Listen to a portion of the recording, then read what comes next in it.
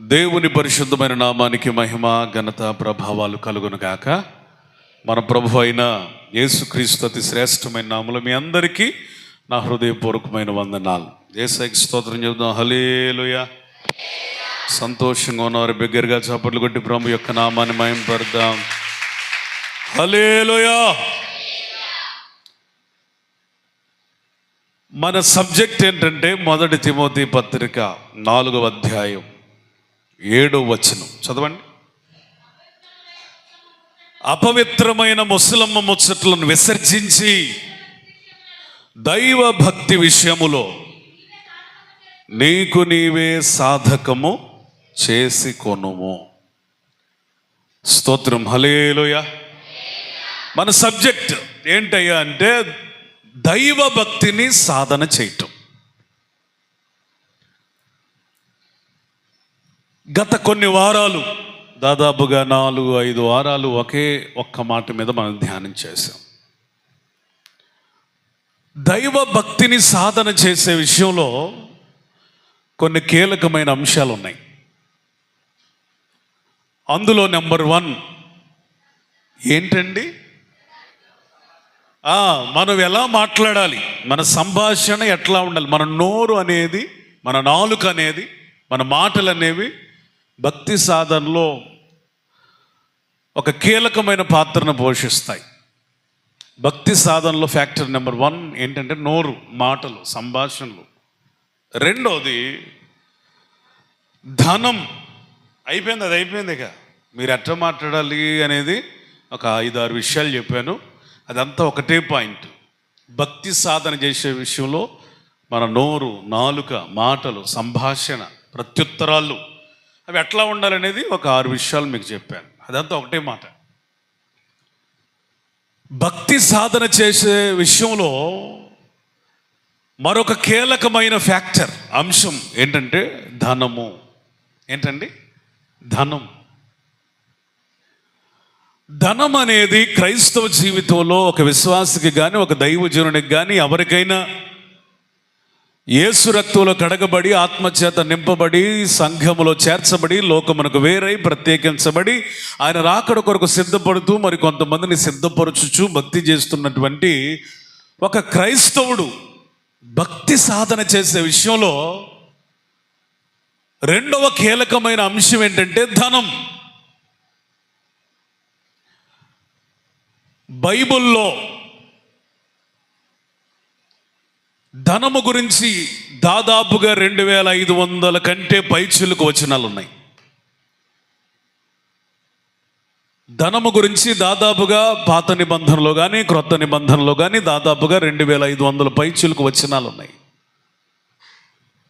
యేసు ప్రభు 38 ఉపమానాలు చెబితే అందులో 16 ఉపమానాలు ధనాన్ని గురించే చెప్పడం గమనార్హం.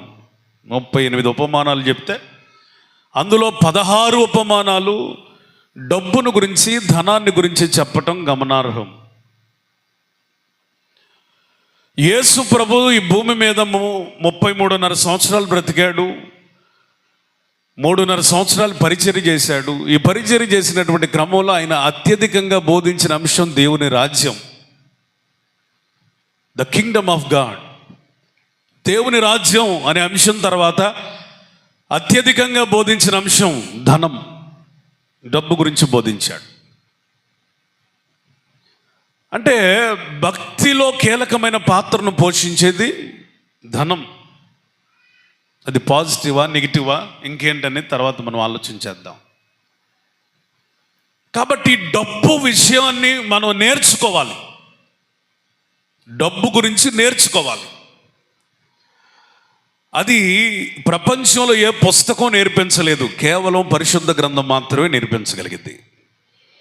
హల్లెలూయా. How to behave towards the money, లేదా our attitude towards the money, మన వైఖరి డబ్బు ఎడల ఎలా ఉండాలి అనే విషయాన్ని బైబిల్ చెప్పినట్లుగా మరి ఏ ఆర్థిక శాస్త్రం కూడా చెప్పలేదు అనటంలో ఎటువంటి అతిశయోక్తి, అనుమానం లేనే లేదు. మరి ఇది నెల చెప్తానో 2 నెలలు చెప్తానో అది దేవుని చిత్తం. ఈ నెల 2 నెలలు ఒకే అంశం కంటిన్యూ అయింది, అది డబ్బు, ధనం. ధనం ఈ ధనం గురించి మీరు చెప్తున్నప్పుడు సావధానంగా విని నేర్చుకుంటే, అంగీకరిస్తే మీలో అనేక మంది జీవితాలను దేవుడు బాగు చేస్తాడన్న విశ్వాసం నాకు వాక్యాన్ని, ఈ అంశాలను ధ్యానిస్తున్నప్పుడు కలిగింది. Praise the Lord. ఖచ్చితంగా ఈ సిరీస్ ద్వారా మీరు ఆశీర్వదించబడబోతున్నారు. హల్లెలూయా.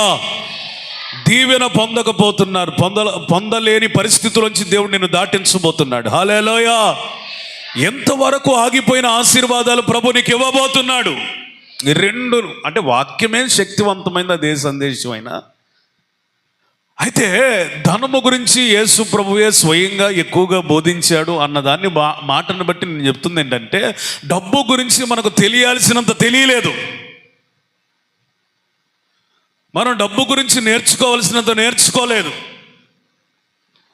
డబ్బు గురించి నువ్వు నేర్చుకుంటే అసలు నిన్ను అపవాది పడగొట్టలేడు, చెడగొట్టలేడు. నిన్ను లోకంలో ఎవడు కదిలించలేడు. నువ్వు దేవుని కొరకు అంతం వరకు కూడా సాక్షిగా ఉండగలుగుతావు. నువ్వు దీవించబడతావు, ఆశీర్వదించబడతావు. అందుకని దేవుని మాటను మీరు పెడచెవిని పెట్టకుండా హృదయంలోనికి తీసుకొని మీరు ఆశీర్వదించబడుదురుగాక. గతినికి ఈ సిరీస్కి నేను ఒక పేరు పెట్టాను, మనీ మ్యాటర్స్. ఈ సిరీస్కి పెట్టిన పేరు ఏంటండి? Money matters. ఈ 2 నెలలు ఈ మనీ మ్యాటర్సే నడుస్తాయి, దేవుని చిత్తం అయితే. నేనేం చెప్పాలి డబ్బు గురించి? ఇన్ని విస్తారమైన విషయాలు ఉన్నాయి. మొదటగా నీ ప్రజల వద్దకు ఏ సందేశాన్ని నేను చెప్పాలని పరిశుద్ధాత్మ సహాయంతో కనిపెట్టినప్పుడు,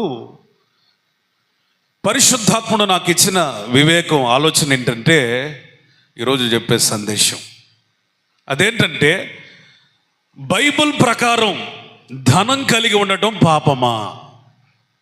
ఈరోజు సందేశం అది. బైబిల్ ప్రకారం ధన సమృద్ధి కలిగి ఉండటం పాపమా? ఒక వ్యక్తి డబ్బులో విస్తరించడం పాపమా? ఒక వ్యక్తి బాగా సంపాదించడం పాపమా? ఒక వ్యక్తికి ఏ కొదువ లేకుండా సుఖంగా బ్రతకడం పాపమా? డబ్బు కానీ, ఇల్లు కానీ, పొలము కానీ, ధనము కానీ, ధాన్యము కానీ, ఆస్తిపాస్తులు, ఐశ్వర్యాలు విస్తరించడం బైబిల్ ప్రకారం పాపమా అనే ప్రశ్న నా హృదయంలో పెట్టాడు దేవుడు. ఈరోజు చాలామంది 2 రకాలు ఉంటారు డబ్బు గురించి ఆలోచించేవాళ్ళు. ఏమిటి అంటే, కొంచెం అతివాదులు ఉంటారు, మితవాదులు, అతివాదులు క్రైస్తవంలో కూడా ఉంటారు.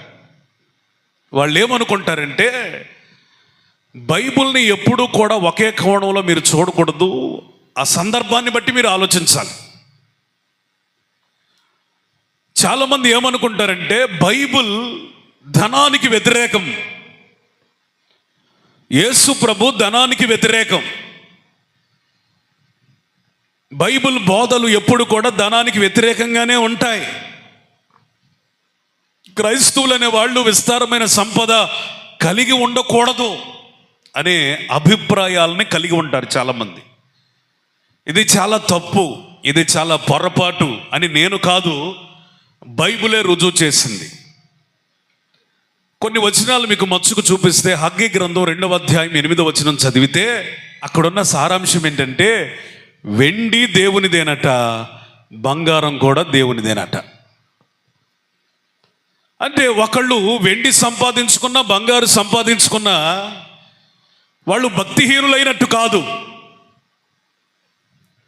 వాళ్ళ ఇంట్లో బంగారం ఉంటే వాళ్ళకి సమర్పణ లేనట్టో, నరకానికి పోతున్నట్టో, లేకపోతే వీళ్ళు భక్తిహీనులు అవుతున్నట్టో, లేకపోతే ఇంకా చెప్పాలంటే ఇంకేదో రకరకాలుగా అనుకోవటానికి వీలు లేదు. ఎందుకంటే ఒక వ్యక్తికి వెండినిచ్చేవాడు, బంగారమునిచ్చేవాడు దేవుడే అని హగ్గీ గ్రంథం చాలా సూటిగా, తేటగా, స్పష్టంగా తెలియజేస్తా ఉంది. మరి కొంతమందికి పశువులు ఉంటాయి, జంతువులు ఉంటాయి. విస్తారమైన ఆస్తి, అది కూడా డబ్బు లాంటిదే. దాని గురించి కూడా కీర్తనల గ్రంథం 50వ అధ్యాయం 10వ వచనంలో చదివితే, కీర్తనల గ్రంథం 50వ అధ్యాయం 10వ వచనం చదివితే, అడవి మృగాలు ఆయనవేనట, కొండ మీద పశువులు దేవునివేనట, కొండలలోని పక్షులు ఆయనవేనట, పొలములోని పశువులు ఆయనవేనట. అడవిలో మృగాలు ఆయనవే, కొండ పైన పశువులు ఆయనవే, కొండలో ఉన్న పక్షులు ఆయనవే, పొలములో ఉన్న పశువులు కూడా ఆయనవేనట. అంటే ఒక వ్యక్తి పశువులను కలిగి ఉండటం, ఎక్కువగా కలిగి ఉండటం అదేమి తప్పు కాదు, అదేమి బైబిల్ ప్రకారం శాపం కాదు. దేవుని వాక్యం సెలవిస్తుంది, పశువులను ఇచ్చేవాడు దేవుడే. Praise the lord. మృగాలకు దేవుడు, పక్షులకు దేవుడు, పశువులకు దేవుడు, సమస్త జీవరాశికి దేవుడు. ఆయన ఇస్తే తప్ప ఒక వ్యక్తి ఏది పొందుకోలేడు.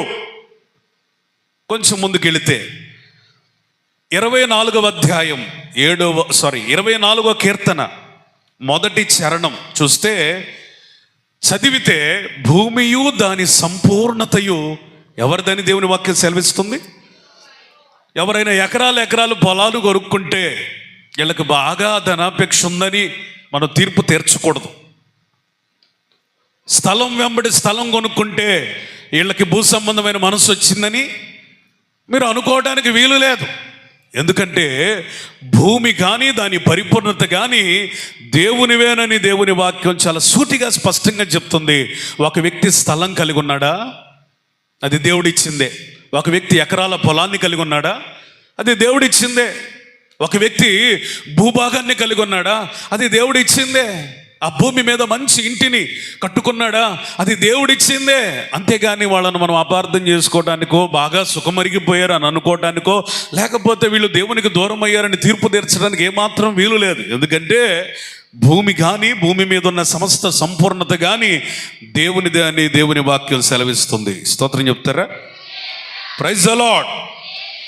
సామెతల గ్రంథం 10వ అధ్యాయాన్ని 22వ వచనాన్ని చదవగా మనకు అర్థమయ్యే విషయం ఏంటంటే, యెహోవా ఆశీర్వాదం ఐశ్వర్యం ఇస్తుందట. సామెతల గ్రంథం 10వ అధ్యాయం 22వ వచనం చదివితే అక్కడ వ్రాయబడిన మాట ఏంటంటే, దేవుడు ఒక వ్యక్తిని ఆశీర్వదించినప్పుడు ఆ ఆశీర్వాదానికి గుర్తుగా ఆ మనిషికి ఐశ్వర్యాన్ని ఇస్తాడట. దేవునికి స్తోత్రం చెబుదామా? గట్టిగా స్తోత్రం చెబుదామా? హల్లెలూయా. మీకు ఎక్సలెంట్ మాట చెబుతా, అది గుండెల్లో పెట్టుకోండి. ప్రతిరోజు ప్రభువును స్తుతించండి. ప్రసంగి గ్రంథం 5:18-19 ఇది చదవండి. ప్రసంగి గ్రంథం 5వ అధ్యాయం 18 మరియు 19 వచనాలు.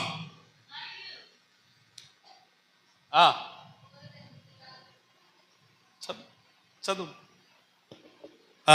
మరియు కోరదగినది గాను, చూడండి, కోరదగినది గాను, చూడముచ్చట అయినది గాను నాకు కనబడిది ఏదనగా. ఇక్కడ ఆగుదాం. ప్రసంగి గ్రంథం అంతా ఎక్కువ శాతం ఏం కనబడుతుంది అంటే, చెప్పండి, ఏం కనబడింది? ఏ మాట? వ్యర్థం వ్యర్థం వ్యర్థం వ్యర్థం అని పదే మాట్లాడుతున్నటువంటి సాల్మన్ పరమజ్ఞాని, జీవితాన్ని అది మంచి కానీ చెడు కానీ అన్ని కోణాలను చూసిన వాడు, అనుభవ సారం అధికంగా కలిగిన వ్యక్తి, ఆయన ఈ గ్రంథాన్ని తన జీవితంలో రాస్తూ ముగింపులో ఏమని అంటాడంటే, అన్ని వ్యర్థంగా కనబడ్డాయి కానీ కోరదగినది గాను, చూడముచ్చటగాను నాకు ఒక విషయం కనబడింది. ఏంటంటే, చదువు. దేవుడు తానుకు నియమించిన ఆయుష్కాల దినములన్నీ ఒకడు అన్నపానములు పుచ్చుకొనుచు. చూడండి, దేవుడు ఒక వ్యక్తికి ఆయుష్నిచ్చినప్పుడు, అతడు ఆయుష్ని బట్టి జీవిత కాలంలో ఈ భూమి మీద బ్రతుకుతున్నప్పుడు ఆ వ్యక్తి అన్నమును పానములు పుచ్చుకొనుచు తన కష్టార్జితం అంతటి వలన క్షేమముగా బ్రతుకుచుండటయే ఇదే వానికి భాగ్యము. దేవునికి స్తోత్రం చెబుదామా?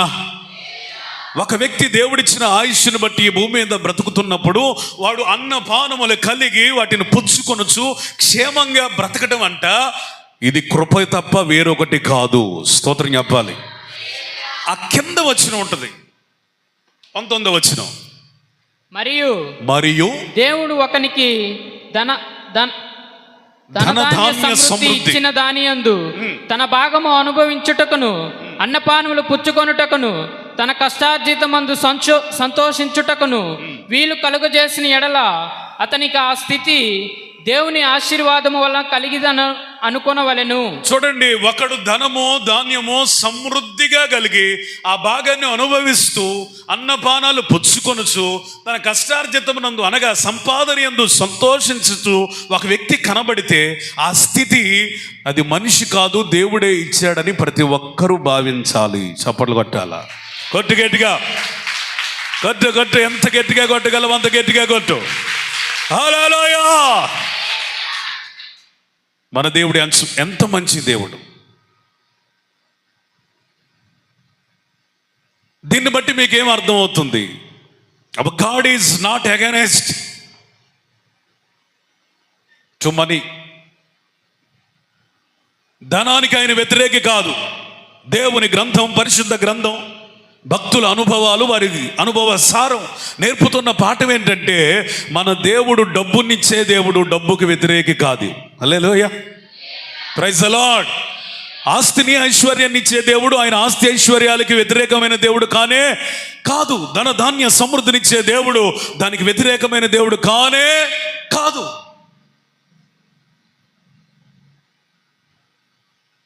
బైబిల్లో భక్తులను కూడా చూడండి,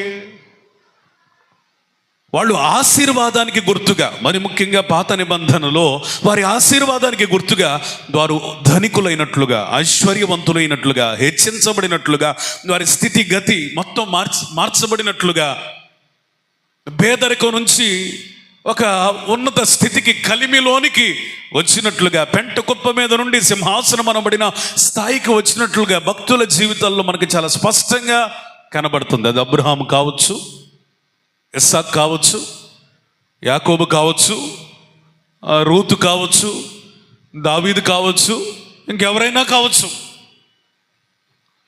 వాళ్ళ జీవితంలో స్పష్టంగా కనబడుతుంది ఏంటంటే, ఇప్పుడు నేను చెప్పిన పేర్లన్నీ కూడా మొదట వారు ఏమీ లేకుండా తర్వాత దేవుని యొద్ద నుండి సంపాదించుకున్నవాళ్ళు. అది అబ్రహామే కావచ్చు, ఇస్సాకు కావచ్చు, యాకోబు కావచ్చు. ఒకవేళ వాళ్ళకి కొద్దో గొప్ప ఉన్న దేవుని యొద్దకు వచ్చిన తర్వాత వారు మరింతగా ఆశీర్వదించబడినట్టుగా కూడా మనం చూస్తూ ఉన్నాం. చాలా మంది భక్తులు ఉన్నారు, కానీ ఒక భక్తుణ్ణి మనం జ్ఞాపకం చేసుకోవటం మనకు ఆశీర్వాదకరం. చూడండి, ఆదికాండం 24వ అధ్యాయం 35వ వచనం.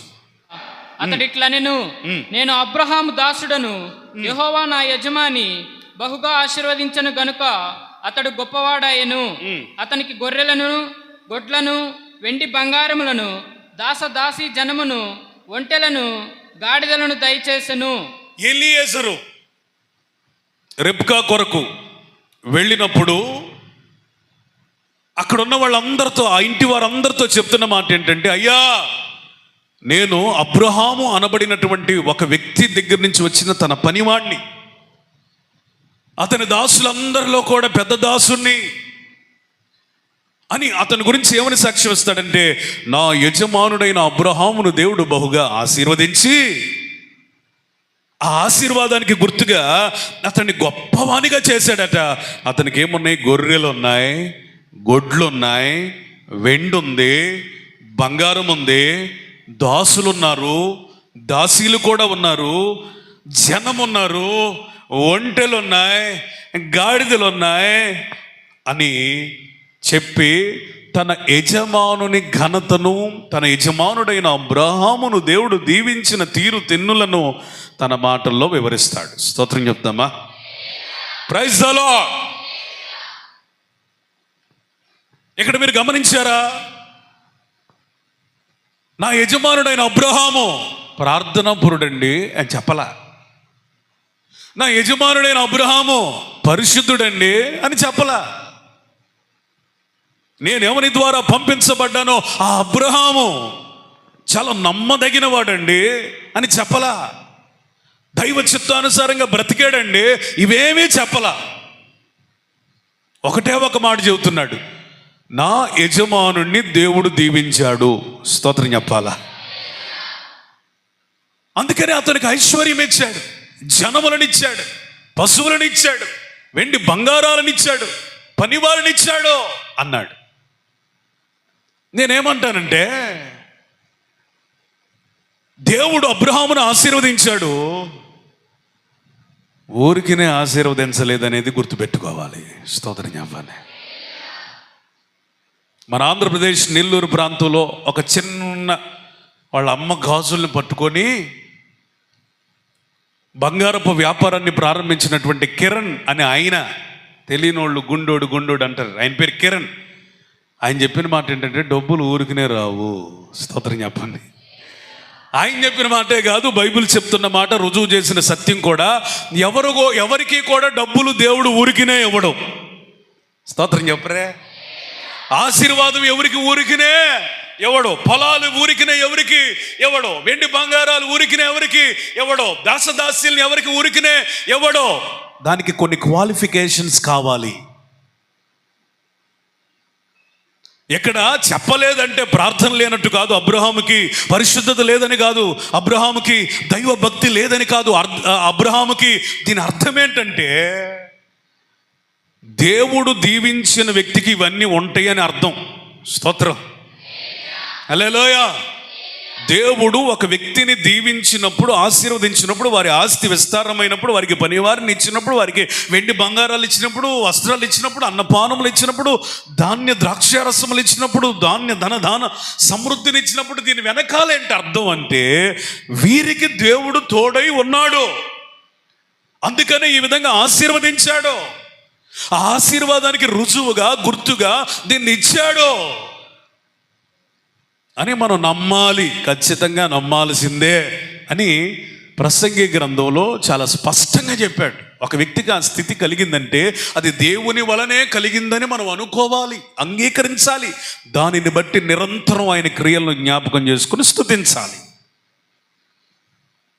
ఆలోచన చేయండి, అబ్రహాము అంతా విస్తరించడానికి, ధనవంతుడు అవ్వడానికి, ఆస్తిపరుడు అవ్వడానికి కారణం ఏంటయ్యా అని ఆలోచన చేస్తే చాలా సింపుల్. మీ అందరికి తెలిసిన విషయాలే, క్రొత్త విషయాలు ఏం కాదు. ఒకటి, ఆయన విధేయతను నేర్చుకున్నాడు. నా ప్రియమైన సహోదరి సహోదరులారా, విధేయత ఎవరికి ఉంటుందో వారిని దేవుడు ఆస్తికర్తలుగా చేస్తాడు.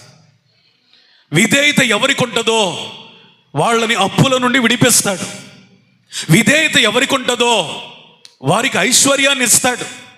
విధేయత ఎవరికి ఉంటుందో వారికి పశువుల్ని ఇస్తాడు. No doubt at all. ఈరోజు విధేయత కలిగి ఉన్నావా? దేవుని మాటకు స్పందించగలుగుతున్నావా? ఆయన చెప్పినట్టు చేయగలుగుతున్నావా?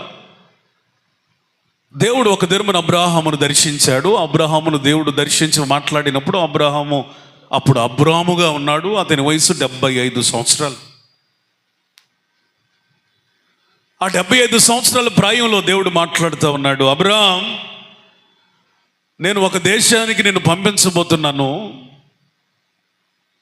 నీవు నీ దేశాన్ని, నీ స్వంత జనులను, రక్త సంబంధికులను వదిలిపెట్టిరా అని ఎన్నో వాగ్దానాలు చేస్తాడు. చూడండి ఒకసారి ఆదికాండం 12వ అధ్యాయం.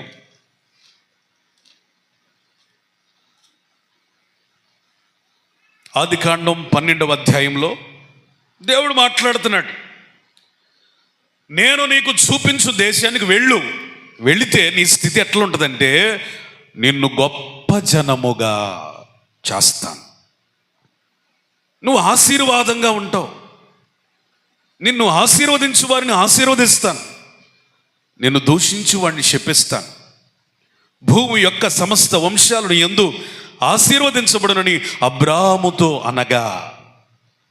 మీరు గమనించారా? ఆశీర్వాదం అనే మాట ఇక్కడ ఎన్నిసార్లు కనపడుతుంది? లెక్కేసి చెప్పండి.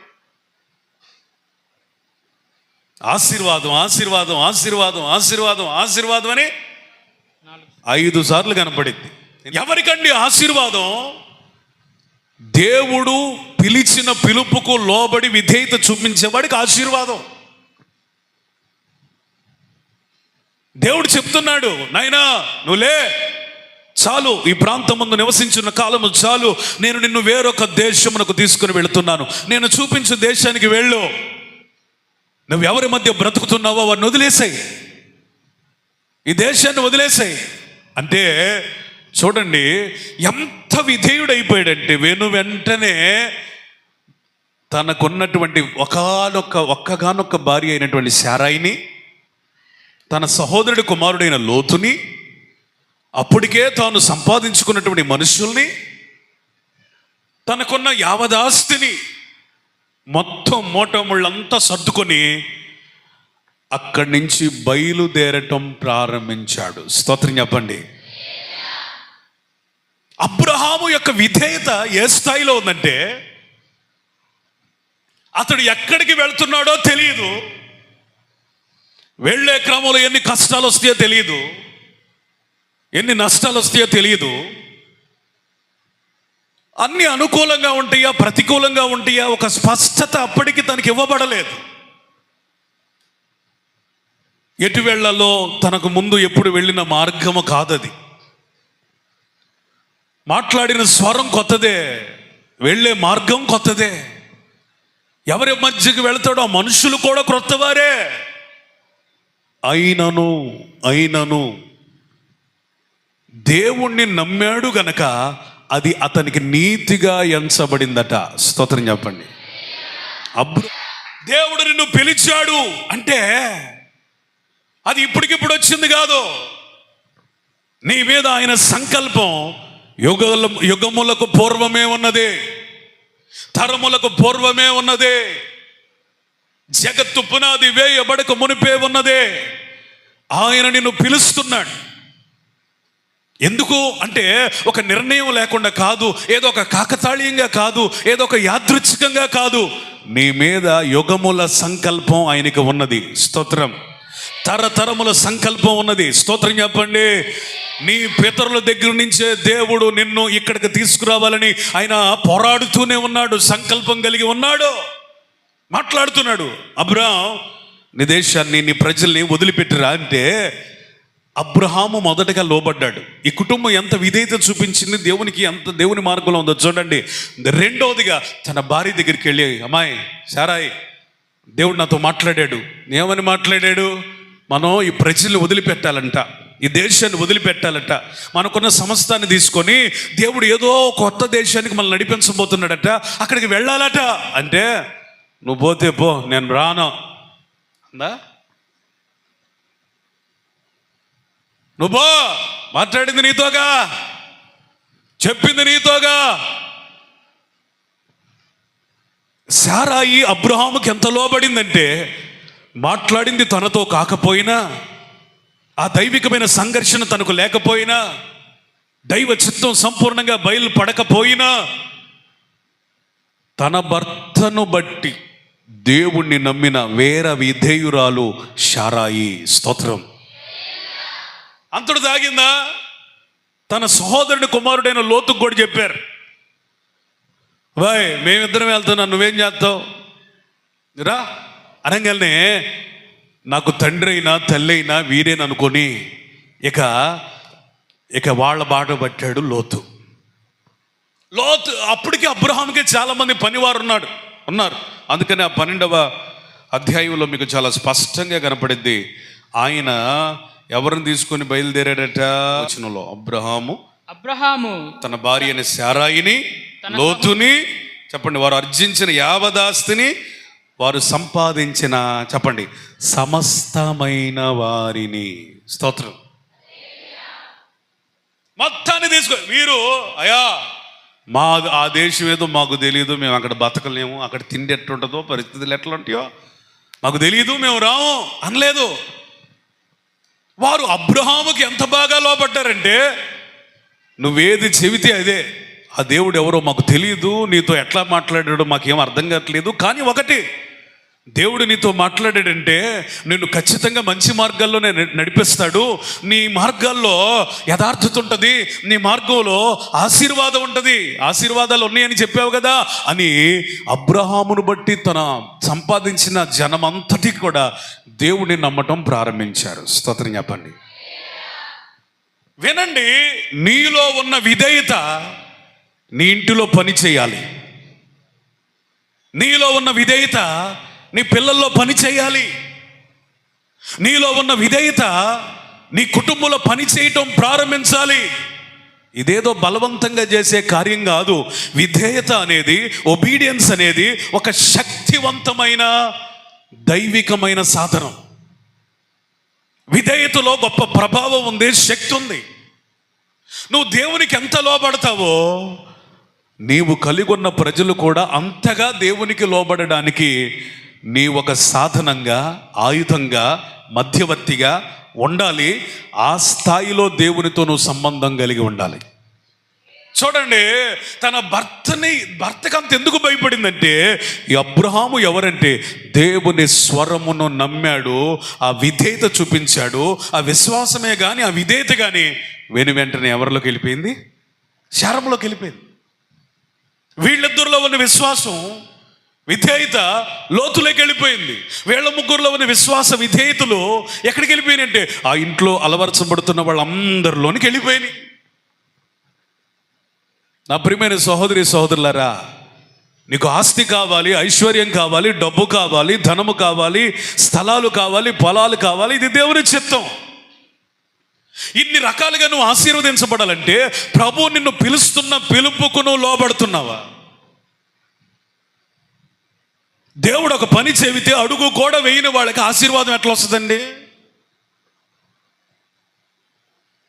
దేవుడు పిలిస్తే ఆ ప్రాంతాన్ని వదిలిపెట్టడానికి ఇష్టపడిన వాళ్ళకి ఆశీర్వాదం ఎట్లా వస్తుంది? ఎవరైతే కంఫర్ట్ జోన్ని, ఎవరైతే అలవాటైన ప్రజల్ని, ఎవరైతే అలవాటైన ప్రాంతాన్ని, ఎవరైతే సుఖ వలయాన్ని విడిచిపెట్టి వెళతారో, దేవుడు చెప్పిన మాటను బట్టి అడుగులు వేస్తారో, వారికి ఐశ్వర్యం, ఆస్తి, సమస్తాన్ని ప్రభు ఇస్తాడు. స్తోత్రం చెప్పరే. Praise the Lord. ప్రభువా, నువ్వు ఎక్కడున్నా దేవుడివే కదా. మన అతి తెలివి, నువ్వు ఎక్కడున్నా దేవుడివే కదా. నువ్వు చూపించే దేశంలో అయినా దేవుడివే, ఎక్కడైనా నువ్వు దేవుడివే. దీవించేదేదో నన్ను ఇక్కడ దీవించరాదా? నేను ఆశీర్వదించబడతాను. ఆ వాగ్దానాలు నాకు ఇచ్చేయరాదా? నేను దీవించబడతాను అని కొంతమంది అతి తెలివితో ఉంటారు. వాళ్ళని దేవుడు పొరపాటును కూడా ఆశీర్వదించడం గుర్తుపెట్టుకోండి. నీలో ఆశీర్వాద కార్యాలు జరగాలంటే నీవు ఉన్న స్థలము విడిచిపెట్టాలి, విధేయత చూపించాలి, వెంటనే స్పందించాలి. అది ఏ పనైనా. ఈరోజు నేను ఇంతగా ఆశీర్వదించబడడానికి గల కారణం ఏంటంటే, ఒకటే, దేవునికి విధేయత చూపించటం. ఏంటయ్యా అంటే, అయ్యా పలానా గ్రామంలో సేవ ఉందట, అక్కడేదో సంథింగ్ ప్రాబ్లం అట, మీరు వెళ్ళండి, నచ్చితే చేద్దురు కానీ అంటే, చెప్పండి, నాకు దైవజనుడు చెప్పాడు, నేను నా భార్యకి చెప్పాను, నేను దైవజనుడికి లోబడ్డాను, నా భార్య కూడా నాకు లోబడింది, వెంటనే మేము ఇక్కడికి వచ్చాము.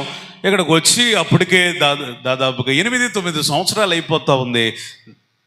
ఈ రోజున దేవుడు మాకు పిల్లల్ని, ఒక గృహాన్ని, ఈ విధమైన సేవ చేసేటువంటి భాగ్యాన్ని ఇచ్చాడంటే చాలా కారణాలు ఉండొచ్చు, కానీ అందులో ఒక శ్రేష్టమైన కారణం ఏంటంటే, చెప్పలేదు అన్న, ఆ ఊరు ఎప్పుడు వెళ్ళలేదన్నా, నేను వెళ్ళనులే అన్నా, ఇంకొకళ్ళకి చెప్పులే అన్నా, నాకు కుదరదులే అన్నా అని నేను అంటే నా పరిస్థితి ఎట్లుండేదో.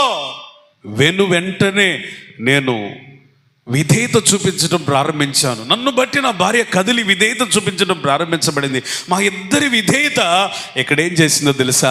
మేము ఆశీర్వదించబడడానికి, మా ద్వారా కొందరు ఆశీర్వదించబడడానికి దేవుడి ద్వారాలు తెరిచాడు. చప్పలు కొడతాలి. హల్లెలూయా. ఏమేమి గీసుకున్నావో, గిరి గీసుకున్నావో కొంతమంది కదలరు. దేవుడు ఒక పని చెబితే అక్కడి నుంచి కదలరు. ఆ గిరి గీసుకొని గిరిలోనే ఉంటారు, బావిలో కప్పలాగా అక్కడే ఉంటారు. ఒకటి గుర్తుపెట్టుకోండి, బావిలో కప్పలాగా ఉన్నవాడు అక్కడే పుడతాడు, అక్కడే చస్తాడు. గిరి గూసుకుని బతికేవాడు అంతకంటే ఎదగలేడు. దేవుడు మాట్లాడినప్పుడు కష్టం, నిష్ఠూరం, శ్రమ, ఇరుకు, ఇబ్బంది ఏదైనా దేవుడు కదలమంటే కదలగలిగిన వాడిని ఎంత ఆశీర్వదిస్తాడంటే, ప్రభువా ఇక నీ ఆశీర్వాదం చాలనే స్థితిలో దేవుడు ఆశీర్వదిస్తాడు. స్తోత్రం చెప్పండి. నీ ఆత్మీయ యాత్రలో అన్నీ అనుకూలంగా ఉంటాయా? ఉండవు. అంత కంఫర్టే ఉంటుందా? ఉండదు. అన్నీ నువ్వు అనుకుంటున్నట్టుగానే జరుగుతాయా? జరగదు. దైవికమైన యాత్ర కానీ విశ్వాస యాత్ర కానీ ఎట్లా ఉంటుంది అంటే మనం అనుకున్నట్టు పొరపాటును కూడా ఉండదు. కష్టం నిష్ఠురమైన దేవుడు అనుకున్నట్టుగానే ఉంటుంది. తద్వారా మనం వాటన్నిటిని అధిగమించి ఆశీర్వదించబడడానికి దేవుడు ద్వారాలు తెరుస్తాడు. కొంతమంది వాళ్ళ జీవితంలో ఏదైనా పని చేస్తున్నారంటే అర్థం ఏంటంటే వాళ్ళు అనుకున్నట్టుగా ఉంటేనే చేస్తారు, వాళ్ళకు అనుకూలంగా ఉంటేనే చేస్తారు, వాళ్ళు చేయగలిగితేనే చేస్తారు, పోగలిగితేనే పోతారు.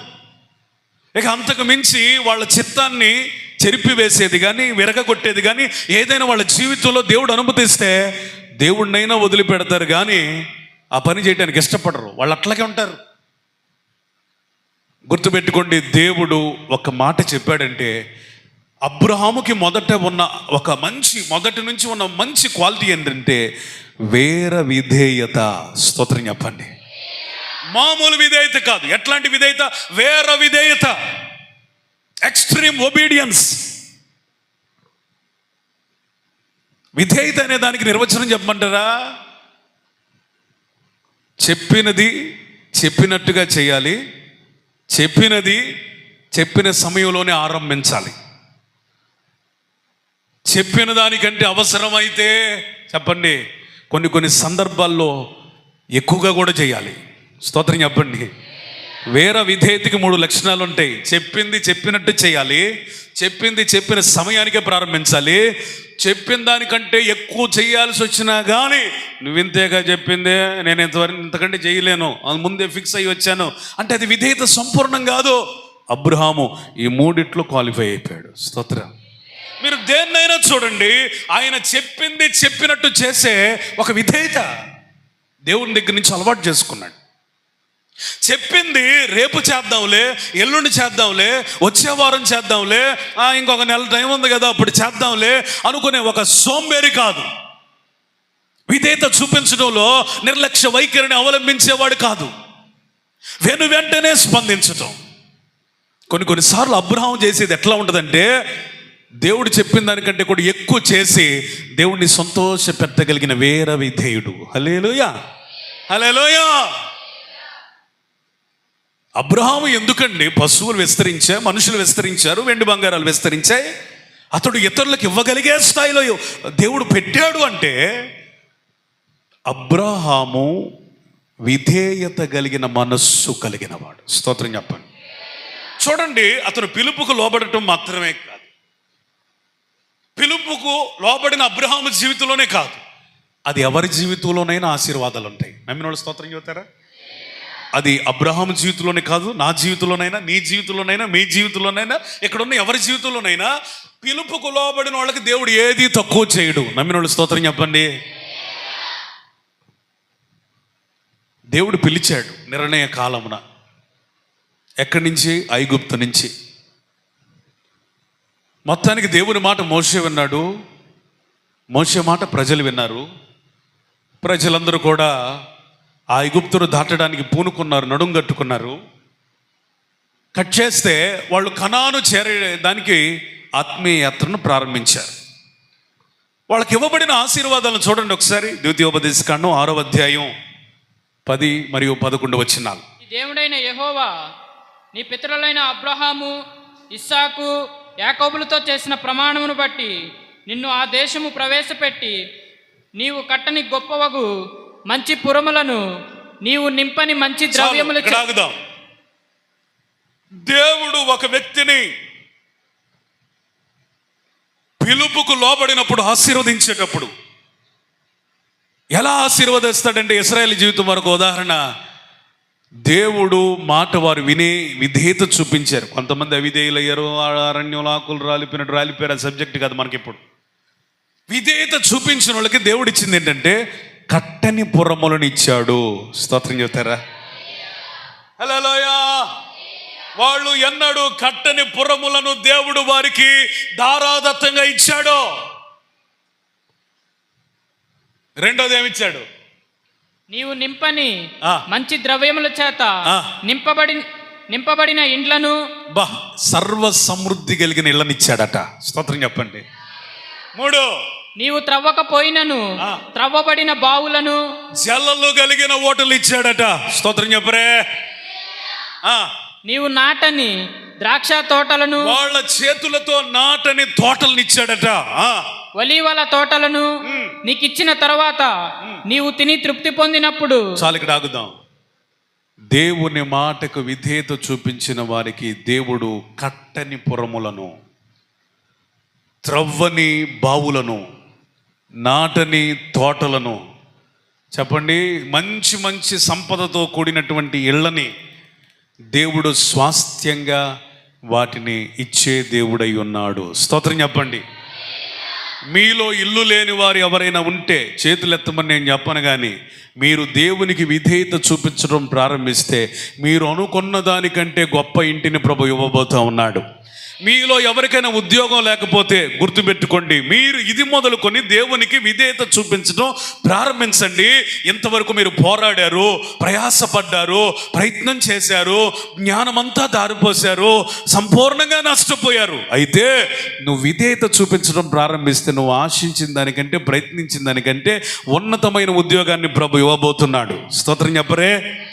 హల్లెలూయా. పిల్లలు లేని వాళ్ళు గుర్తుపెట్టుకోండి, ఎక్కడైనా నువ్వు దేవునికి అవిధేయత చూపిస్తున్నావేమో, ఏదైనా మాట వినటం లేదేమో, పెడచెవిని పెడుతున్నావేమో, ఎక్కడైనా ఆలస్యం చేస్తున్నావేమో, అందుకే దేవుని కార్యాలు ఆలస్యం అవుతున్నాయేమో, ఇది మొదలుకొని దేవుడు చెప్పినట్టుగా చేయటానికి శిక్షణ పొందు. ప్రభు నిర్ణయ కాలమున అద్భుతమైన బిడ్డలను ప్రభు నీకు ఇవ్వబోతున్నాడు. స్తోత్రం.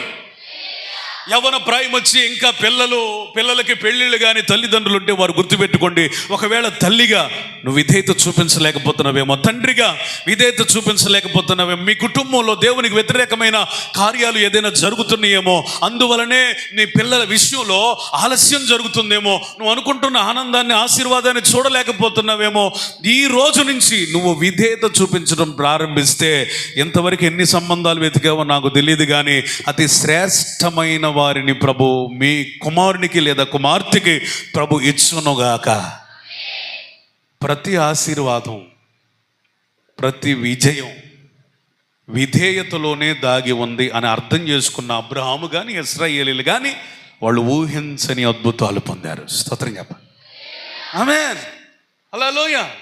There is a abundant blessing in obedience. ఒక అత్యద్భుతమైన తరగని దీవెన, మహాభివృద్ధి ఎక్కడుందయ్యా అంటే విధేయతలో దాచిపెట్టాడు. లోబడు. నువ్వు విధేయత చూపించవంత వరకు ఏ అద్భుతం నువ్వు ఎదురు చూడద్దు. అది స్వస్థత అయినా, ఉద్యోగమైనా, ఇల్లైనా, వాహనమైన, ఆరోగ్యమైన, వివాహమైన, గర్భఫలమైన, సంతోషమైన, సమృద్ధి అయినా, అప్పులు తీరుటైనా, పొలం పండే విషయమైన, ఏదైనా సరే నీవు దేవుని మాట వింటే నిన్ను బట్టి అన్ని మాట వింటాయి. స్తోత్రం చెప్పాలి. అంతే స్తోత్రం. మనం దేవునికి లోబడితే మనకి మన ఇంటోళ్ళు లోబడతారు. హల్లెలూయా. మనం దేవునికి లోబడితే ఆశీర్వాదాలు కూడా మనకు లోబడతాయి. స్తోత్రం. మనకు దేవుడు లోబడితే ప్రకృతి కూడా మనకు లోబడిద్ది. చెప్పాలి. ఆమేన్ చెప్పాలి మీరు. ఆమేన్. మనం ఆయనకు లోబట్టు నేర్చుకుంటే సమస్తము మనకేం చేస్తాడు? దేవుడు స్వాధీనపరుస్తాడు. ఆయనకు లోబడకుండా, ఆయన మాట వినకుండా, ఆయన చెప్పింది చేయకుండా, నీ ఇష్టం చేస్తూ, నీ చిత్తం చేస్తూ, దేవుడు నాకేమీ చేయలేదు అనుకుంటే అది ఎప్పటికీ జరగదు. అందుకని నువ్వేం చేయాలి తెలుసా? విధేయత నేర్చుకోవాలి. దేవుడు ఎప్పుడైతే ఇశ్రాయేలుని ఆశీర్వదించాడో ఒక మాట చెప్పాడు. అది కూడా చదవండి. ఇందాక చూపించింది. తిని తృప్తి పొందినప్పుడు, నెక్స్ట్ వచనం, దాసుల గృహమైన ఐగుప్తు దేశంలో నుండి నిన్ను రప్పించిన యెహోవాను మరవకుండా నీవు జాగ్రత్త పడుము. ఎంత ఆశీర్వదించాడే ఆ దేవుణ్ణి నువ్వు ఎప్పుడు కూడా జీవిత కాలంలో క్షణం కూడా మరువకుండా నిరంతరం స్తోత్రార్పణ చేయాలి ఆయనకి. స్తోత్రం చెప్పండి. పిల్లల్ని ఇచ్చిన దేవునికి స్తోత్రం చెప్పండి. రెండు చేతులు అలాగే పైకెత్తి చెప్పండి. ఇంకా చాలా ఉన్నాయి. హల్లెలూయా. ఇల్లునిచ్చిన దేవునికి స్తోత్రం చెప్పండి. ఉద్యోగాలు ఇచ్చిన దేవునికి స్తోత్రం చెప్పండి. వ్యాపారాలు ఇచ్చిన దేవునికి స్తోత్రం చెప్పండి. అనుకున్నవన్నీ జరిగించే కృప ప్రభు ఇచ్చినందుకు స్తోత్రం చెప్పండి. నువ్వు అనుకోననివి కూడా ప్రభు ఇచ్చినందుకు చప్పట్లు కొట్టు. హల్లెలూయా. నీ సెలవు లేకుండా తిని తృప్తి పొందుట సాధ్యము కాదే నా బ్రతుకులోన నీ సెలవు లేకుండా, సాధ్యము కాదే నా బ్రతుకులోన నా హీనగతిని పరికించినావే, నా క్షేమ స్థితికి ఆధారమైనవే, నా హీనగతిని పరికించినావే, నా క్షేమ స్థితికి ఆధారమైనవే. ఆరాధ్యుడా అసమానుడా నా యేసయ్యా,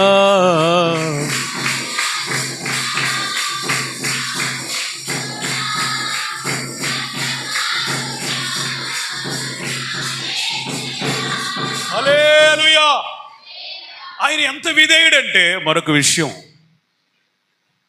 ఇస్సాకును ప్రేమించాడు బాగా అన్న సంగతి మనకు తెలుసు. కానీ ఇస్సాకు పుట్టక మునుపు ఇష్మాయిల్ను కూడా అంత స్థాయిలో ప్రేమించిన ప్రేమ కలిగిన తండ్రి అబ్రాహాము. ఒకవేళ అబ్రహాము పరిస్థితి ఎట్లయిపోయిందంటే, ఇక దేవుడు ఇస్సాకుని ఇవ్వకపోయినా అబ్రహాము కూడా ఒకనొక టైంలో అవిశ్వాస అయ్యాడు. అది వేరే సబ్జెక్ట్. నాకు పిల్లలు కలుగుతారని శారమ్మే కాదు అబ్రహాం కూడా నవ్వాడు. ఇద్దరు నవ్వుకున్న వాళ్ళే.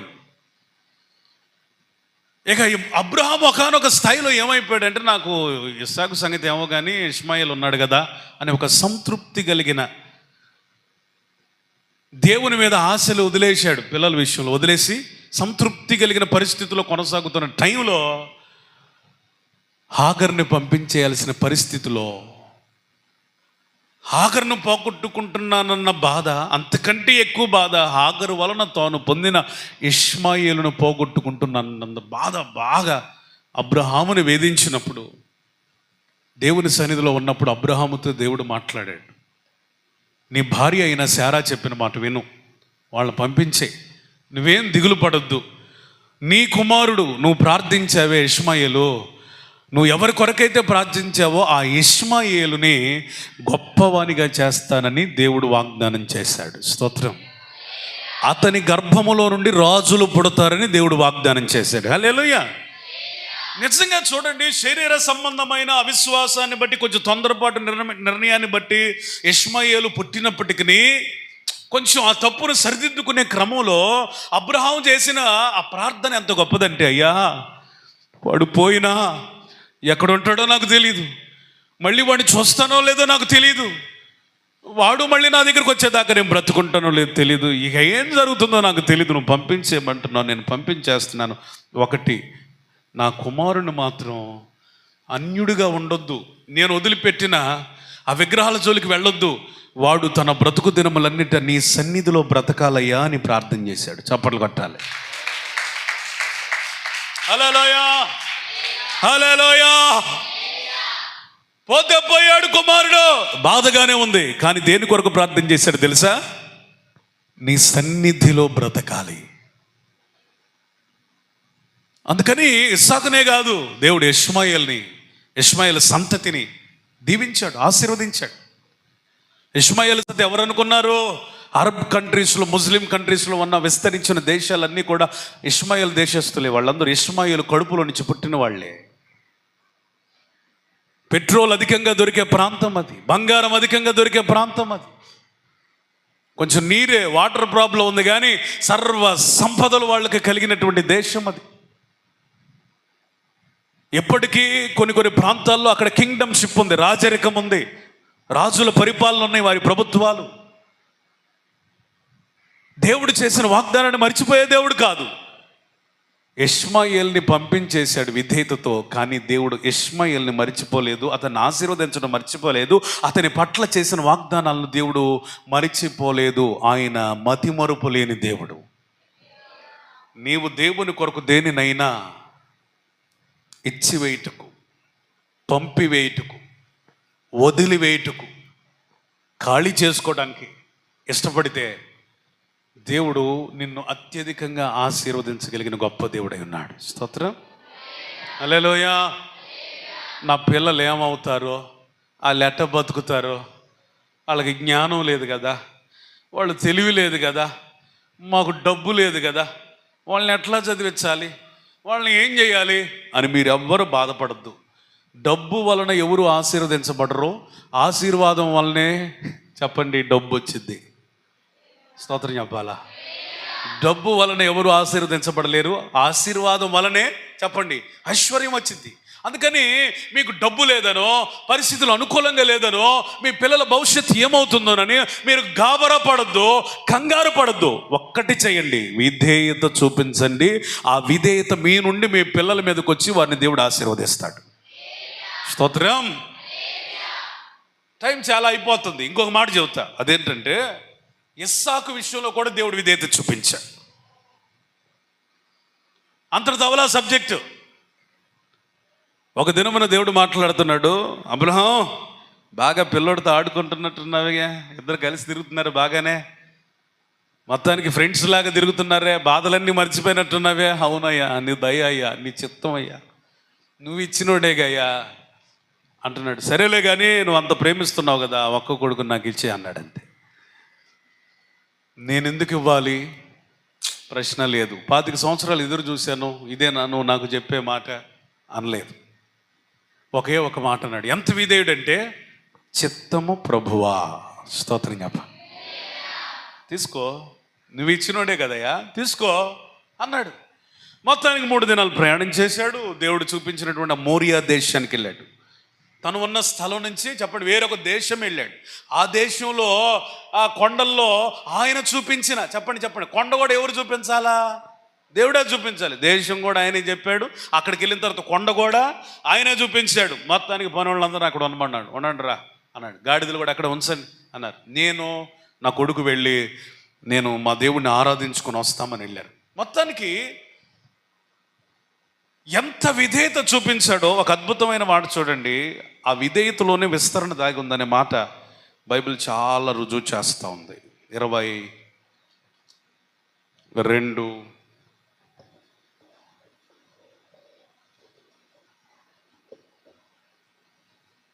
16 నీవు నీకొక్కడే అయ్యున్న నీ కుమారుని ఇయ్య వెనుక తీయక ఈ కార్యము చేసినందున నేను నిన్ను ఆశీర్వదించి ఆకాశ నక్షత్రము వలెను సముద్ర తీరమందలి ఇసుక వలెను నీ సంతానమును నిశ్చయముగా విస్తరింపజేసేదను. దేవునికి స్తోత్రం చెబుతామా?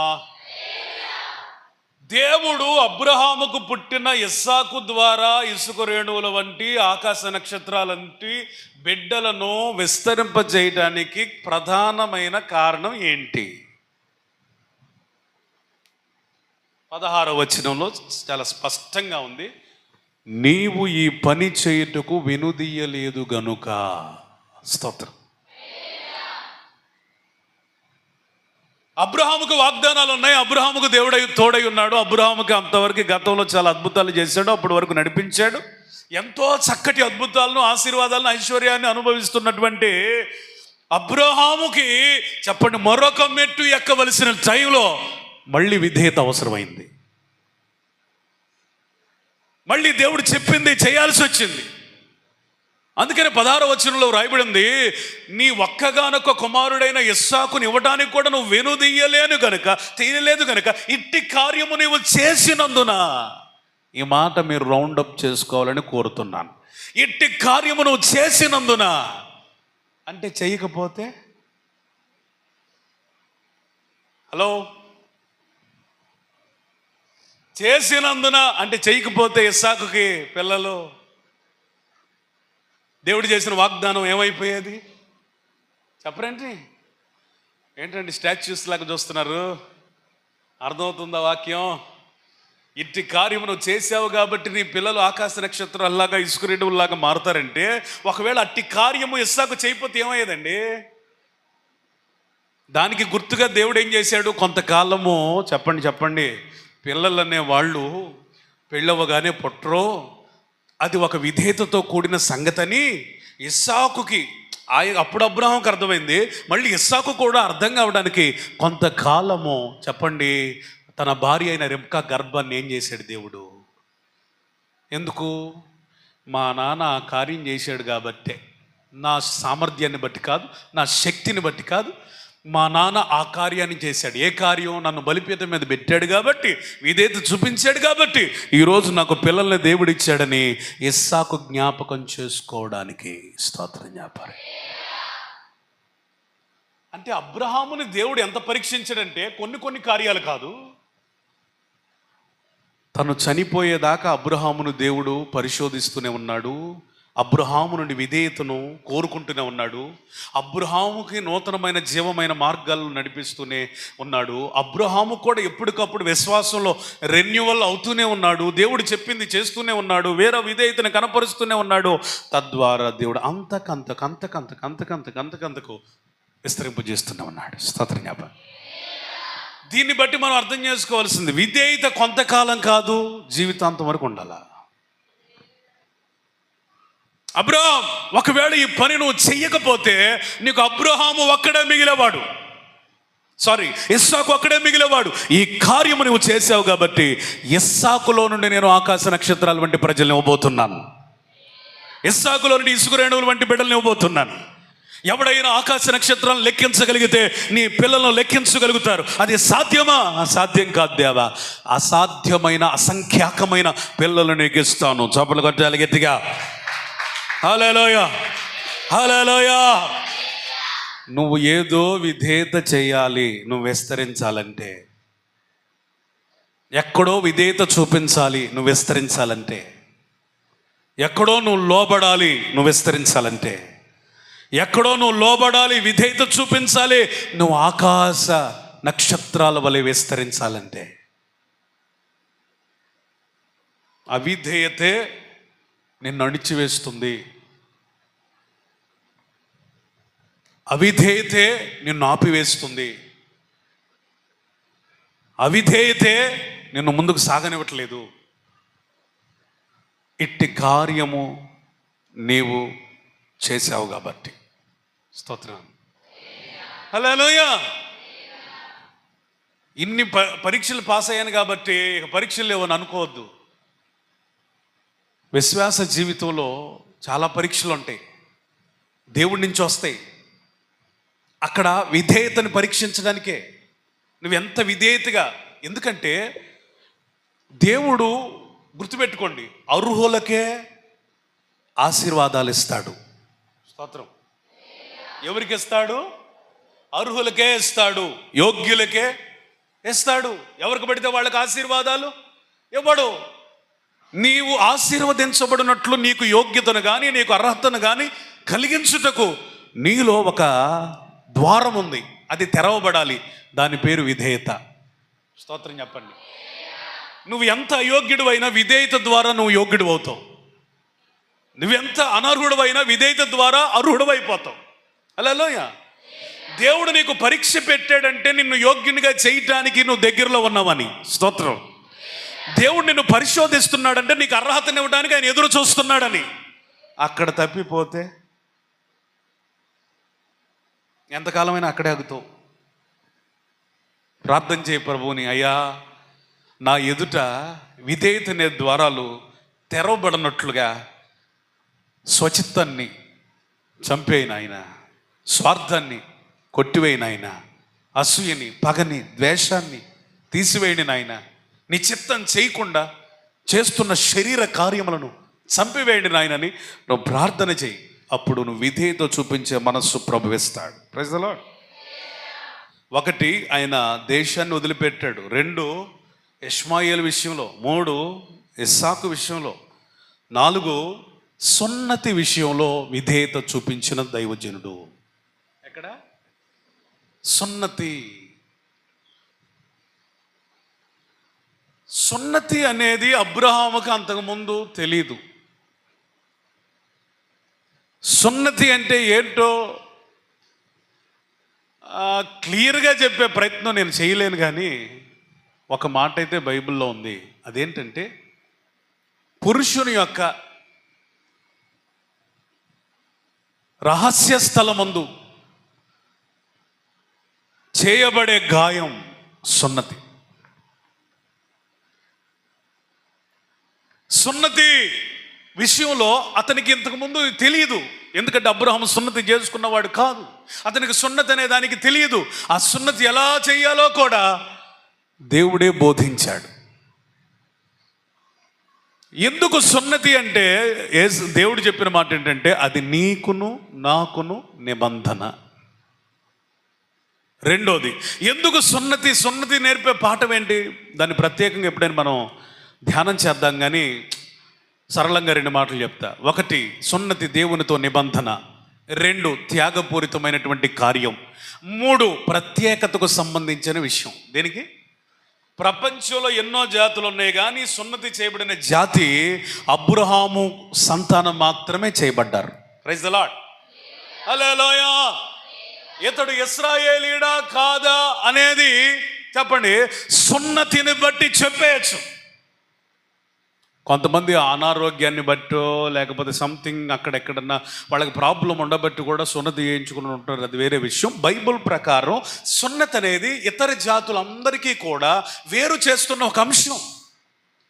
ప్రభువా చాలా బాధగా ఉంటుందయ్యా, నేను చేసుకోలేను ప్రభువా, ఇది ఇన్ని చేశాను కదా, ఈ ఒక్కటి వదిలిపెట్టరాదా అనలేదు. అబ్రహాము సున్నతి చేసుకున్నాడు. రెండోది, తన కుమారుడైన ఇష్మాయేలు, అప్పుడు ఇస్సాకు పుట్టలేదు, ఇష్మాయేలుకి అప్పుడు 13 సంవత్సరాలు, అతనికి సున్నతి చేశాడు.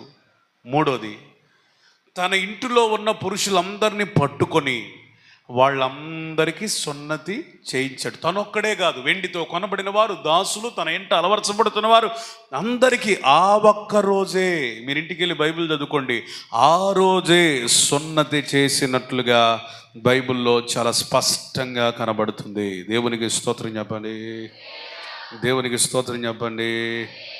హల్లెలూయా, హల్లెలూయా. ఈరోజు నేనేమంటానంటే, మనకి తెలియని ఒక పని నాకు తెలియదు అయ్యా అని సాకు చెబుతావా? సున్నతి అంటే అదేదో సులువైంది కాదు, కొంచెం కష్టమైనది, బాధ కలిగేది. అంటే నీకు బాధ కలిగే విషయాలు కూడా దేవుడు చెబుతాడు. నేను చేయలేనయ్యా అంటావా? ప్రభువా నేను చేస్తే చేస్తాను, కానీ నా కొడుకు చేపిస్తే నేను చేపిస్తాను, కానీ ఇన్ని 100 మంది పురుషులకి సున్నతి చేయాలంటే అందరు నా మాట వింటారో వినరో నాకు తెలియదయ్యా. దేవుడు అన్నాడు, సున్నతి ఎవడైతే చేస్తాడో వాడే నా వాడు, సున్నతి లేనివాడు అది నువ్వైనా సరే నీకు నాకు లేదు సంబంధం, నీ ఇష్టం అన్నాడు. తను తన కుమారుడికి ఇంట్లో ఉన్న పురుషులందరినీ పిలిచి విషయం చెప్పి, అబ్బాయి సున్నతి అనేది మామూలు విషయం కాదు, ఇది దేవునికి మనకు సంబంధం, దేవుని ప్రజల అనే దానికి గుర్తు. ఒకవేళ ఇది లేకపోతే ఆయన జనులలో నుంచి మనం కొట్టివేయబడతామట, ఇక తేల్చుకోండి మీరంటే, అయ్యా నీవు సున్నతి పొందుతున్నావు కాబట్టి నిన్ను బట్టి మేము కూడా ఆ దేవుణ్ణి దేవునిగా కలిగి ఉంటామని వాళ్ళందరూ సున్నతి పొందారు. వేరే విధేయత కలిగిన అబ్రహామే కాదు, ఆ గుడారాలన్నీ కూడా దేవునికి సంపూర్ణమైన విధేయత చూపించాయి. చప్పట్లు కొట్టాల. హల్లెలూయా, హల్లెలూయా. అబ్రహాము ఒక్కరి విధేయత కాదు, గుడారాలలో ఉన్న తన గుడారం అంటే ఒక గుడారం కాదు, అంటే మొత్తం గుడారాలు, అక్కడ ఎన్ని 100 మంది ఉన్నారో అన్ని గుడారాల ప్రజలు విధేయత ఒక్క దినాన్ని చూపించారు. దేవుడు ఎంత సంతోషపడి ఉంటాడు. ఆ ప్రజలందరూ సున్నతి పొందితే దేవుడు ఎంత ఆనందపడి ఉంటాడు. ప్రత్యేకించబడిన జనం వాళ్ళు. ఆ విధేయతే అబ్రహాముని కొలతలేని ఆశీర్వాదాలతో నింపేసింది. స్తోత్రం చెప్పండి. చూడండి, ఆ విధేయతే వాళ్ళని ఏం చేసిందంటే గొప్ప యుద్ధ వీరులుగా కూడా మార్చేసింది. దేవునికి స్తోత్రం చేద్దామా? Praise the Lord. అందుకనే అబ్రహాము సొదొమ రాజు, నేను డబ్బిస్తానయ్యా నువ్వు చేసిన యుద్ధానికి, ఆ జనాలు నాకు ఇచ్చాయంటే, నీ డబ్బు నాకొద్దు, నా జనం కూడా నీకు ఇవ్వనని డబ్బుకు కకృతి పడి ఆశపడి మనుషులను పోగొట్టుకోలేదు. నాకు డబ్బు లేకపోయినా పర్వాలేదు, ఇంకేమి లేకపోయినా పర్వాలేదు, నాకు అనుగ్రహించబడిన ఈ ప్రజలుంటే చాలు అనుకున్నాడు. అందుకని ఆ ప్రజల ద్వారానే అబ్రహాముని మహారాజులాగా బ్రతికేటట్టుగా దేవుడు చేశాడు. స్తోత్రం. Praise the Lord. హల్లెలూయా. రెండో మాట చెప్తాను. 1 అబ్రహాము విధేయత, రెండవది అబ్రహాము యొక్క విశ్వాసం. దీని గురించి స్పష్టంగా సరళంగా చెప్పాలంటే ఒకటి విధేయత విశ్వాసం అనేది ఎప్పుడు కూడా అవినాభావ సంబంధం కలిగింది, అంటే విడదీయరాని అనుబంధం కలిగి ఉంటుంది. నీవు కలిగొన్న విధేయత విశ్వాస సహితమైనదిగా ఉండాలి, నీవు కలిగొన్న విశ్వాసంలో విధేయత ఉండాలి. అర్థమైన వాళ్ళు స్తోత్రం చెప్పండి. నీ విధేయత ఎట్లుండాలి? విశ్వాస సహితంగా. నీ విశ్వాసం ఎట్లుండాలి? విధేయతతో కూడి. నాకు విశ్వాసం ఉంది అంటావు, విధేయత లేకపోతే ఆ విశ్వాసం లేనట్టే. నాకు విధేయత ఉంది అని నువ్వు చెప్పుకోవచ్చు, కానీ విశ్వాసం లేకపోతే ఆ విధేయత వల్ల ప్రయోజనం లేదు. విశ్వాసం విధేయత అనేది అది కలిసి ఉంటుంది, అంతే, విడివిడిగా ఉండవు. విశ్వాసం అనేది అంతరంగానికి సంబంధించిన విషయం. విధేయత అనేది చెప్పండి, నువ్వు చేసే పనుల ద్వారా వీడు పనులు చేస్తున్నాడు కాబట్టి విధేయుడు అని అనుకుంటాం. కానీ కొంతమంది పనులు చేస్తారు కానీ మనసులో, ఆత్మలో, లోపల ఇన్సైడ్ ఏముండదు. విశ్వాసం, దేవుడు కార్యాలు చేస్తాడని విశ్వాసం ఉండదు. నేనేమంటానంటే విశ్వాసం ఉంటే విధేయత ఉండాలి, విధేయత ఉంటే విశ్వాసం ఉండాలి. స్తోత్రం చెప్పండి. ఈ రెండు మాటలు మీ హృదయంలో సువర్ణాక్షరాలతో లిఖించబడును గాక, దేవుని హస్తములతో చెక్కబడును గాక. నువ్వు ఏదైనా విశ్వసించావంటే దేవుని కొరకు విధేయత చూపించు. దేని కొరకైనా నువ్వు విధేయత చూపిస్తున్నావంటే ఆ విషయంలో ప్రతిఫలం వస్తుందని విశ్వాసంతో కనిపెట్టుకో. ఆలస్యమైనా ఖచ్చితంగా దేవుడు కార్యం చేస్తాడు. దేవునికి మహిమ కలుగునుగా. అబ్రహాము విశ్వాసం ఏ స్థితిలో ఉందో చూద్దాం. ఒకసారి జెనిసిస్ చాప్టర్ 13:14, ఆది కాండం 13వ అధ్యాయం 14వ వచనం. లోతు అబ్రహామును విడిచిపోయిన తరువాత యెహోవా, ఇదిగో నీ కన్నులెత్తి నీవు ఉన్న చోట నుండి ఉత్తరపు తట్టు, దక్షిణపు తట్టు, తూర్పు తట్టు, పడమర తట్టును చూడుము. ఎందుకనగా నీవు చూచుచున్న ఈ దేశమంతటిని నీకును నీ సంతానమునకును సదాకాలము ఇచ్చేదను. దేవునికి స్తోత్రం చెప్దాం. హల్లెలూయా. అందరు రెండు చేతుల పైకెత్తి బిగ్గరగా స్తోత్రం చెప్పండి. అబ్రహాము విశ్వాసం ఎట్లాంటిదో చెప్తా వినండి. అబ్రహాము ఎంత ధనవంతుడయ్యాడంటేనంట, లోతు అబ్రహాము ఇద్దరు కలిసి జీవించలేనంత ధనవంతులయ్యారట. అబ్రహాము పనివారికి లోతు పనివారికి గొడవైంది. ఈ గొడవ చిలికి గాలివానయ్యి అబ్రహాముకి లోతుకు కూడా అవుతుందేమోనని ముందుగానే విశ్వాసంతో, విశ్వాసపు నేత్రాలతో గ్రహించిన వివేకం కలిగిన అబ్రాహాము అంటాడు, నాయనా నీవు నేను బంధువులమి, రక్త సంబంధికులమి, దేశం కానీ దేశం వచ్చి ప్రజలు కానీ ప్రజల మధ్యలో బ్రతుకుతున్నాం చాలా గుట్టుగా. ఈరోజు మనకు గొడవైందనుకో, రేపు మనల్ని చూసి అనేకులు మనలో మనమే కలహాలు చేసుకునేటట్టుగా, మనకు వ్యతిరేకమయ్యేటట్టుగా, మనల్ని ప్రాంతంలో ఉండకుండా వెళ్ళగొట్టేటట్టుగా చాలా జరుగుతాయి. ఎక్కడ మనం బలంగా ఉండాలంటే ఒకళ్ళనొకళ్ళు విడిచి ఉండాలి. నువ్వు ఎక్కడ వెళతావో నాకు సంబంధం లేదు, నన్ను విడిచిపెట్టి వెళ్ళిపో అన్నప్పుడు లోతు దర్శనం ఒక రకంగా ఉంది. ఎట్లుందయ్యా అంటే, అతడు చూపు ద్వారా చూశాడు, బాగుంది అనుకున్నాడు, దేవుని చేత ఆశీర్వదించబడిన భూభాగం అనుకున్నాడు, సర్వ సమృద్ధి ఉన్నట్లుగా కనపడుతుంది. ఇక దేవునితో పని లేదు, దేవుని చిత్తంతో పని లేదు, ప్రార్థన చేయలేదు, అడగలేదు, కనిపెట్టలేదు, దేవుడు అతనితో మాట్లాడలేదు. మొత్తానికి అతడు అనుకున్న సొదొమ ప్రాంతానికి వెళ్ళిపోయాడు. కట్ చేస్తే దేవుని సన్నిధిలో అలాగే నిలబడ్డాడు.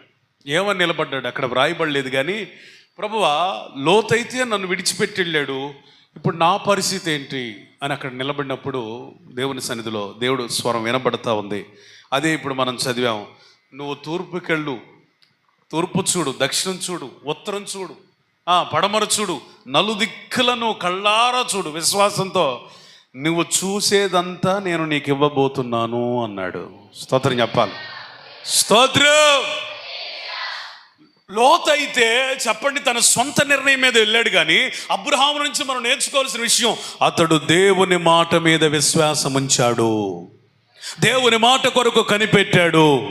దేవుని మాట విడుదలయ్యేంత వరకు కూడా ఏ నిర్ణయం తీసుకోలేదు. దేవుని సన్నిధిలో నుంచి ఒక మాట వచ్చేంత వరకు కూడా ఏ పని చేయడానికి ఇష్టపడలేదు. అందుకే దేవుడు మాట్లాడాడు.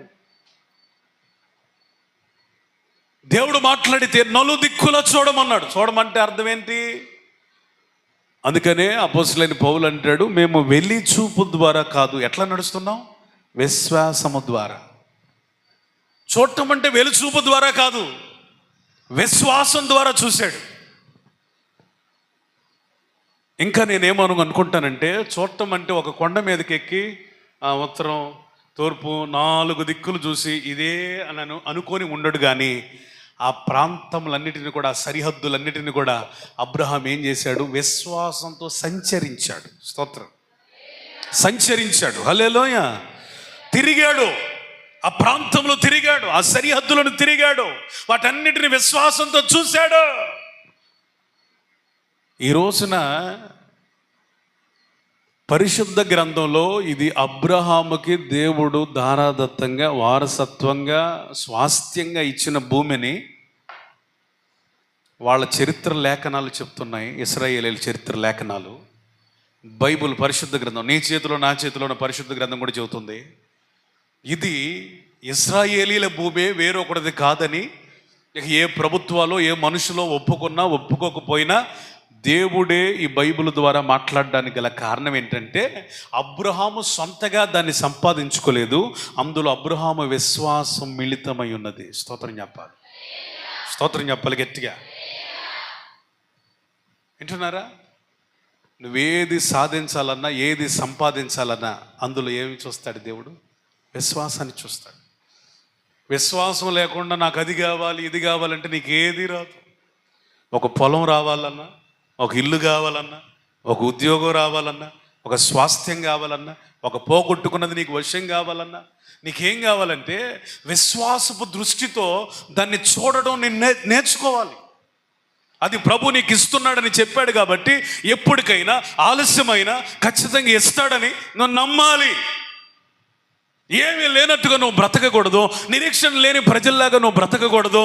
ఒక దౌర్భాగ్యుల్లాగా, దీనుల్లాగా, ఏమీ లేనట్టుగా, విశ్వాసిగా, దేవుడు లేనట్టుగా బ్రతకూడదు. నా దేవుడు నాకు ఇస్తున్నాడు. స్తోత్రం చెప్పండి. ఎవరైనా అబ్బాయి ఏం చదివా అంటే బీటెక్ చేశాను అంకులు, మరి ఏం చేస్తున్నా అంటాడు. రెండో ప్రశ్న ఏమంటాడు? ఏం చేస్తున్నంటే మన అందరికి బాగా చెప్పండి, వచ్చిన మాట ఏంటి చెప్పండి? Job searching.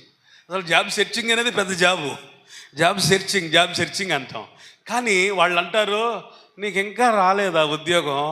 మా వాడు అది చేస్తున్నాడు, మా అమ్మాయి ఇది చేస్తుంది, వాడు ఆ దేశంలో ఉన్నాడు, ఈ దేశంలో ఉన్నాడని చెబుతాడు. నువ్వేం చేస్తావు? మెలకుండా నోరు మూసుకొని వస్తావు. నువ్వు చేయాల్సినది అది కాదు, ఆ పని కాదు. నా దేవుడు ఆలస్యమైన ఇస్తాడు. స్తోత్రం చెప్పండి. పిల్లలు అడిగారా, అమ్మాయి నువ్వు ఉట్టిదానివా గట్టిదానివా అంటారు. నేను గట్టిదాన్నే అంటారు. అను ఎన్నో నెల అంటాడు, ఇంకా రాలేదులే కానీ దేవుడు గట్టిగానే ఇస్తాడు తొందరలో అని చెప్పు. స్తోత్రం చెప్పాలి. హల్లెలూయా, హల్లెలూయా. విశ్వాసంతో మాట్లాడు. నేను సేవకు 2015వ సంవత్సరంలో పిలువబడినప్పుడు, ఇంకా అప్పుడు ఇక్కడికి రాలేదు, మా ఇంటికి ఒక చుట్టాలు ఆమె వచ్చింది. అబ్బాయి ఏం చదివా అంది. MBA చదివాను ఆంటీ అన్నాను. ఏం చేస్తున్నా అంది. దేవుడు నన్ను సేవకు పిలిచాడు, నేను సేవకుడిని అన్నాను. బతకడానికి ఏదో ఒకటి చేయాలిగా, సరేలే జాగ్రత్తగా చేసుకో అంది. నేను అప్పుడు అన్నాను, కోపం వచ్చింది, బాగా కోపం వచ్చింది, రోషం వచ్చింది. అంటే చాలామంది ఏమనుకుంటారంటే సేవ అంటే బతకడానికి వచ్చేదేమో, ఏ పని చేతగానే సోంబేరు వచ్చేది సేవేమో అనుకుంటారు. నాకు రోషం వచ్చి అన్నాను, నేను బతకడానికి కాదండి సేవ చేస్తుంది, నీళ్ళంటే అనేక చచ్చిన వాళ్ళని బతికించడానికి అని చెప్పాను. చప్పట్లు కొట్టి గట్టిగా హల్లెలూయా, హల్లెలూయా. విశ్వాసంతో మాట్లాడు, ప్రభు నేను విస్తరింపజేస్తాడు. విశ్వాసంతో మాట్లాడు, ప్రభు కార్యాలు చేస్తాడు. విశ్వాసంతో మాట్లాడు, దాన్ని నిజాలుగా మారుస్తాడు. వాగ్దానాలు వాస్తవాలుగా మార్చే దేవుడు నీ దేవుడు. అంతేనా? ఉద్యోగం లేనోడు లేనట్టుగా ఉండొద్దు, ఆల్రెడీ వచ్చినట్టుగా బతుకు. పిల్లలు లేని దానివి గొడ్రాలుగా బ్రతకొద్దు. దేవుడు ఇస్తానన్నాడు కాబట్టి ఉన్నట్టుగానే బ్రతుకు. స్తోత్రం చెప్పరే. నేను మంగళగిరి ప్రాంతంలో ఒక ఇంటికి వెళ్ళాను. నేను వేరే సేవకుడు ఇంటికి వెళ్ళాం. ఒక సేవకుడి ఇంటికి వెళ్ళాం. మేమిద్దరం కలిసి ఒక సేవకుడి ఇంటికి వెళ్ళాం. ఆ ఇంట్లో ఉయ్యాల కట్టారు. పిల్లల సౌండ్ ఏమో వినపట్ల. అడుగుదామా అంటే భయం. ఎందుకు అడుగుదామా అంటే భయం. పిల్లలేరి ఉయ్యాల ఉంది, పిల్లలేరని లోపల నోరు ఆగదు కదా. ఉయ్యాల ఉందని డౌటు. పిల్లలేరని అడుగుదామంటే ఏమో ఎందుకు వచ్చింది బాధలే అని నోరు, ఎంతకాలం నోరు మూసుకుంటాను. అడిగాను, అయ్యా పాస్టర్ గారు పిల్లలేరి అన్నాను నేను. నవ్వాడు ఆయన. పాస్టర్ గారు, దేవుడు ఇంకా పిల్లలు ఇవ్వలేదు అన్నాడు. పిల్లల్ని ఇవ్వలేదా? మరి ఉయ్యాలా అన్నాను. దేవుడు ఇస్తానని వాగ్దానం చేశాడు, మరి ఎప్పటికైనా ఇస్తాడు కదా. మరి దాంట్లో పండుగ పెట్టాలంటే మరి ఉయ్యాల కావాలి కదా. పిల్లోడు లేకపోయినా దేవుడు ఇచ్చాడని మేము నమ్ముతున్నాం, అందుకే ఉయ్యాలు కట్టుకున్నాం అన్నాడు. That is called faith. స్తోత్రం చెప్పండి. అది విశ్వాసం. విశ్వాసం ఉంటే, విశ్వాసం ఉన్నట్టుగానే నువ్వు మాట్లాడతావు. విశ్వాసం ఉంటే నువ్వు విశ్వాసం ఉన్నట్టుగానే ప్రవర్తిస్తావు. విశ్వాసం ఉంటే నువ్వు విశ్వాసం ఉన్నట్టుగానే నీ ఆత్మీయయాత్ర ఉంటుంది. అంతేగాని ఏమీ లేని అనామకుల్లాగా, అసమర్థుల్లాగా, రిక్తురాల్లాగా, దరిద్రం అంతా నెత్తి మీద పెట్టుకున్నట్టుగా ఉండొద్దు. నీకు ఇప్పుడు లేదు, కానీ రాబోయే రోజుల్లో ఇవ్వబోతున్నాడు. దేవుడు ఇప్పుడు నీకు ఇవ్వలేదు, కానీ ఇస్తానని చెప్పాడు కాబట్టి రాబోయే రోజుల్లో స్వతంత్రించుకోబోతున్నావు. స్తోత్రం చెప్పండి. మాకు క్యాండీ పుట్టక మునిపే క్యాండీని దేవుడు ఇస్తాడని దేవుడు మాట్లాడాడు. మగబిడ్డని ఇస్తానని దేవుడు మాట్లాడాడు. ఆలు లేదు, చూలు లేదు, కొడుకు పేరు కోటిలింగం అని చెప్పండి. మాకు క్యాండీ పుట్టక మునిపే పేరు పెట్టుకున్నాం, పుట్టక మునిపే పెట్టుకున్నాం. సామ్జోయల్ సమూయేలు లాంటి వాడు, యోవేలు లాంటి ప్రవక్త పుడతాడని ముందుగానే పిల్లోడు పుట్టక మునిపే పేరు పెట్టుకున్నాం. దేవుడు మాతో చెప్పినట్టుగా, ఆ మాటను మేము నమ్మినట్టుగా దేవుడు మాకు కొడుకునిచ్చాడు. స్తోత్రం చెప్పండి. దేవుడు నీతో మాట్లాడితే నీకు విశ్వాసం రావాలి. విశ్వాసం నీకుంటే విశ్వాసానికి తగినట్టుగానే ప్రవర్తించాలి. ఏమి లేనట్టుగా కాదు. దేవుడు నీతో మాట్లాడాడు, వాగ్దానం చేశాడంటే you have something in your life. నీ జీవితంలో పొందుకొని ఉన్నావు, కాకపోతే జనాలకు కనపడదు. కనీసం నీకన్నా కనపడాలిగా. ఆమేన్. ప్రజలకు కనపడదండి, అది బయటకు వచ్చేదాకా కనపడదు. కానీ ఎవరికి కనపడాలి? నీకు కనపడాలి. దాన్నే విశ్వాసం అంటారు. స్తోత్రం. లేనిది కూడా ఉందని నువ్వు నమ్ముతున్నావే దేవుని బట్టి, అదే విశ్వాసం. స్తోత్రం చెప్పరే. లేనిది కూడా ఉందని నమ్ముతున్నావే దేవుడు చెప్పాడని, ఆయన మాటను బట్టి, ఆయన వాగ్దానాన్ని బట్టి, అదే విశ్వాసం. Praise the Lord. స్తోత్రం చెప్పాలి. నా ప్రియమైన సహోదరి సహోదరులారా, ఉద్యోగాలు లేని నిరుద్యోగులారా, ప్రభుత్వ ఉద్యోగాలు లేని ఉద్యోగులారా, చూడండి, మీకు దేవుడు ఇప్పటికే ఇచ్చాడు. చెప్పు, ఇచ్చాడు.